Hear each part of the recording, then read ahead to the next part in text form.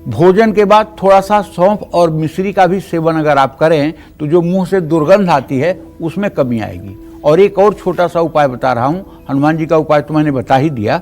छोटा सा उपाय ये है कि अगर मुंह से पायरिया है और दुर्गंध आती है तो थोड़ी सी फिटकिरी को गुनगुने पानी में मिला करके और सुबह उठ करके मुंह मंजन और ब्रश करने के बाद 4-5 बार उस पानी से कुल्ला करिए।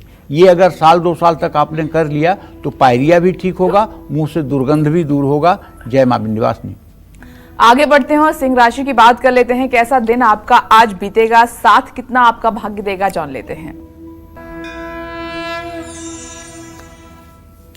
सिंह राशि का स्वामी सूर्य इस समय शनि बुध चंद्रमा के साथ अपने सप्तम भाव में गोचर कर रहा है। तो आपके भाग्य भाव का स्वामी मंगल है। मंगल से शनि सूर्य का इत्तेसाल हो रहा है। तो निश्चित रूप से धार्मिक यात्रा आप करेंगे, उस पर खर्च होगा। ऑफिस में अगर आपकी जिम्मेदारी पर कोई काम पेंडिंग है तो उसको निपटा लीजिए और पेशेंस रखिए, बिगड़े रिश्तों में भी सुधार हो जाएगा। बाहरी खान पान से बिल्कुल बचिए, स्वास्थ्य आपका अच्छा रहेगा। किसी बड़े बुजुर्ग का इंसल्ट अपमान ना करें। बहते जल में एक तांबे का सिक्का डालें। शुभ अंक आपके लिए 3 है, शुभ रंग आपके लिए केसरिया है। जय मां विंध्यवासिनी। चलिए आगे बढ़ते हैं, चर्चा को आगे बढ़ाते हुए बात करते हैं कुंडली में कमजोर गुरु को मजबूत करने के लिए कैसे करें बजरंग बली को प्रसन्न, किस चीज का करें पाठ, आइए जान लेते हैं। पंडित जी बताएं। जीवो जीवित सुखदः, जीवन और सुख का कारक ग्रह बृहस्पति है, पक्का जान लीजिए। जिसकी कुंडली में बृहस्पति अशुभ स्थिति में होगा उसको न तो जीवन का सुख मिलेगा और न वो व्यक्ति दीर्घायु होगा। अगर कुंडली में बृहस्पति खराब होगा तो निश्चित रूप में शादी में अड़चन आएगी। बृहस्पति नीच का होगा या बृहस्पति सप्तम भाव में होगा तो विवाह बहुत देरी से होगा और सुख और स्वास्थ्य दोनों प्रभावित होगा। गुरु के दोष को दूर करने के लिए हनुमान जी को पीला वाला सिंदूर जो बड़ा वजनी होता है, जिसका रासायनिक फार्मूला है Pb3O4, ये केमिकल फार्मूला है, तो जिसमें पारे का अंश होता है, वो बड़ा वजनी होता है। तो पीला सिंदूर और चमेली के तेल का बढ़िया चोला चढ़ाना चाहिए। और मंगलवार और शनिवार को पूरा सुंदरकांड का पाठ हनुमान जी के चित्र के सामने करना चाहिए। और हनुमान जी को बेसन के लड्डू और तुलसी के पत्ते चढ़ाना चाहिए। इससे बृहस्पति ठीक होता है। जय मां विंध्यवासिनी। आइए आगे बढ़ते हैं, कन्या राशि की हम बात कर लेते हैं। कैसी रहेगी आर्थिक स्थिति आपकी, कामकाज, रिश्ते, सेहत आपकी क्या है, आज का उपाय आपके लिए, शुभ अंक क्या है, शुभ रंग क्या है, जान लेते हैं। कन्या राशि के जातकों को बताना चाहूंगा कि राहु केतु आमने सामने हैं, शुक्र भी उच्च राशि में बैठा हुआ है। तो आपका सूर्य जो है 6ठे भाव में गया हुआ है, व्यय भाव का। लालच के चक्कर में धन हानि हो सकती है। नौकरी में ट्रांसफर का, स्थानांतरण का योग बन रहा है। भाई के साथ बिगड़े रिश्तों में भी सुधार की संभावना है। अगर आपकी उम्र 34 साल से ज़्यादा है तो आप सर्वाइकल और पीठ दर्द से भी परेशान हो सकते हैं। आज कानूनी मामलों से बचकर रहिए। भगवान गणेश को दुर्वा अर्पित करिए। शुभ अंक आपके लिए 9 है, शुभ रंग आपके लिए आसमानी है। जय मां विंध्यवासिनी। और कुंडली में कमजोर शुक्र को मजबूत करने के लिए कैसे करें बजरंग बली को प्रसन्न, उनकी आराधना, किस चीज का होगा पाठ, आइए जानते हैं पंडित जी से। पंडित जी, शुक्र ग्रह अगर कमजोर हो तो क्या करें? शुक्र नेत्र का भी कारक है। शुक्र दिव्यांगना वाहन वस्तुभूषा चिंता तुकार्या भृगुड़ा बुधेन्द्र, सुंदर स्त्री का भी कारक शुक्र है। विलासिता का भी कारक शुक्र है। काम का भी कारक शुक्र है। अगर शुक्र मजबूत नहीं है तो वैभव नहीं होगा। शुक्र अगर मजबूत नहीं है तो वैवाहिक जीवन अच्छा नहीं होगा। शुक्र अगर अच्छा नहीं है और सूर्य के साथ द्वितीय या द्वादश भाव में सूर्य है और डिग्री में अगर 8 डिग्री तक का अंतर है तो बचपन में ही चश्मा लग जाएगा, गारंटी है। लेकिन सूर्य और शुक्र की अगर समान डिग्री हो जाए और एक राशि में हो तो ऐसा आदमी जन्मांध होता है, पैदा होते ही अंधा होता है और पूरे जीवन अंधा ही रहता है। लेकिन ये संयोग द्वितीय और द्वादश भाव में होना चाहिए, दूसरे भाव में नहीं इसका प्रभाव होगा। आंखों की बीमारी या मूत्राशय से भी संबंधित रोग होता है। सुख सुविधाओं में कमी आती है। वैवाहिक जीवन में विवाद बढ़ता है। शुक्र के दोष को दूर करने के लिए हनुमान जी को सिंदूर और चमेली के तेल का चोला चढ़ाना चाहिए। दही चीनी में तुलसी का पत्ता डालकर प्रसाद चढ़ाना चाहिए। और कौन सो काज कठिन जग माही, जो नहीं हो तात तुम पाही, इस चौपाई का 108 बार पाठ 40 दिनों तक लगातार करना चाहिए, तो शुक्र की स्थिति में सुधार होता है। जय मां विंध्यवासिनी। आइए अब तुला राशि की हम बात कर लेते हैं, कैसा रहेगा आज का पूरा दिन आपका, जान लेते हैं। तुला राशि से पंचम भाव में सूर्य, शनि, बुध और चंद्रमा की स्थिति बनी हुई है। आपका धनेश तुला राशि के जातकों को बताऊं मंगल है, जो अपने भाव से अष्टम में गया हुआ है। रुका हुआ पेमेंट आपका वापस मिल सकता है। काम से जुड़ी यात्रा करनी पड़ सकती है। पारिवारिक विवाद समाप्त होंगे, लेकिन चोट लगने की भी संभावना है। ये शुक्र को देखकर कह रहा हूँ, ये आपके रोग के स्थान में है। तो भैया सतर्क रहिएगा और गाड़ी चलाते समय जरा सतर्क रहिएगा। कच्चे दूध से शिवलिंग का अभिषेक कर लीजिए। शुभ अंक आपके लिए 2 है, शुभ रंग आपके लिए हरा है। जय मां विंध्यवासिनी।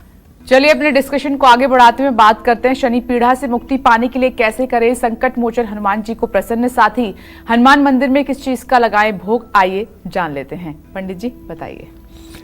देखिए, शनि का नाम सुनते ही आधे से ज्यादा लोग कांप जाते हैं। अरे पंडित जी, मेरा शनि की ढैया चल रही है, मेरी शनि की दशा चल रही है, ये शनि आएगा तो क्या होगा। खौफ है शनिदेव का, जबकि नृपतिश्च चक्रवर्तिश्च रव्यादेव उच्च ग्रह। अगर चक्रवर्ती राजा कोई बनता है तो वो उच्च के शनि के ही प्रभाव से बनता है। किसी की कुंडली आप स्टडी कर लीजिए, अगर कोई चक्रवर्ती सम्राट की तरह वैभव से युक्त है, अधिकार से युक्त है, तो उसकी कुंडली में शनि तुला राशि का जरूर होगा और 20 डिग्री के आसपास होगा। कुंडली में अगर शनि दोष है तो पैर या घुटनों में दर्द और ब्लड प्रेशर की समस्या होती है। शनि अगर छठे भाव या 7वें भाव में हो तो ऐसे आदमी को एसिडिटी और गैस की समस्या होती है। बहुत गैस निकलती है और हर समय पेट में जलन होती है। दर्द और ब्लड प्रेशर की समस्या होती है। कारोबार में नुकसान होता है। कर्मचारी दुख देते हैं, कर्मचारी बेवफा होते हैं, कानूनी मामले परेशान करते हैं। और शनि दोष को दूर करने के लिए बाल हनुमान की उपासना करना चाहिए। हनुमान मंदिर में उड़द के दाल के बड़े बनाकर भोग लगाना चाहिए। पानी में काले तिल डालकर स्वयं स्नान करना चाहिए और नित्य हनुमान चालीसा का 10 बार पाठ करना चाहिए। और पीपल के नीचे खड़े होकर या बैठकर शनिवार को ओम संग शनिश्चराय नमः इस मंत्र का 10 माला जप करना चाहिए, तब शनि के दोषों का प्रभाव समाप्त होगा। जय मां विंध्यवासिनी। चलिए आगे बढ़ते हैं, वृश्चिक राशि की हम बात कर लेते हैं। आज का दिन आपका कैसा रहेगा, भाग्य आपका कितना साथ देगा, जान लेते हैं। वृश्चिक राशि के जातकों को बताना चाहूंगा कि आपका राशि स्वामी मंगल अष्टम भाव में गोचर कर रहा है और आपके द्वितीय भाव धन भाव का स्वामी बृहस्पति इस समय अपने भाव से सदाष्टक योग बना रहा है। ग्रह गोचर ठीक न होने की वजह से बीमारियों पर आपका पैसा खर्च होगा। ऑफिस में आप अपने अधिकारियों से विवाद न करें, बल्कि उनका सुझाव मानें। लंबे समय बाद आप अपनों से मुलाकात कर पाएंगे। स्वास्थ्य ठीक रहेगा। योग प्राणायाम करिए। बैंकिंग से जुड़े काम सावधानी से करिए। शनि मंदिर में सरसों के तेल का दिया जलाइए। शुभ अंक आपके लिए 7 है, शुभ रंग आपके लिए भूरा है। जय मां विंध्यवासिनी। चलिए कालचक्र दर्शक हमारे साथ जुड़ गए हैं, बहुत बहुत स्वागत है आपका। नाम बताकर प्रश्न करें पंडित जी से। जी नमस्ते पंडित जी। हाँ, सदा सुखी रहो। काल चक्र की टीम को मैं हार्दिक शुभकामनाएं देती हूँ कि आपने जो कार्यक्रम किया है वो बहुत अच्छा है। हम जैसे सनाते जैसे सो गए थे वो अब तो जाग गए, ऐसा लगता है। जी मेरा यह प्रश्न है, मेरा जन्म तिथि है 8 नवंबर 1983, सुबह 8:50 पर, वार मंगलवार। मुझे स्किन डिसीज है बचपन से थोड़ा सा, लेकिन अब बढ़ रहे हैं पैरों पे सफेद दाग, तो उसके लिए कुछ उपाय बताइए। और मैं सूर्य को जल देती हूँ 3 महीनों से और कोई दवाई काम भी नहीं कर रही है अभी तक। तो इसके लिए अच्छा उपाय बताइए, और मेरे पति और बच्चों के लिए जो अच्छा हो वो भी उपाय बताइए। देखो बेटा, स्किन डिजीज जो है कष्टकारी, लेकिन मतलब ये ऐसा नहीं है कि ठीक नहीं होता है, ठीक होता है।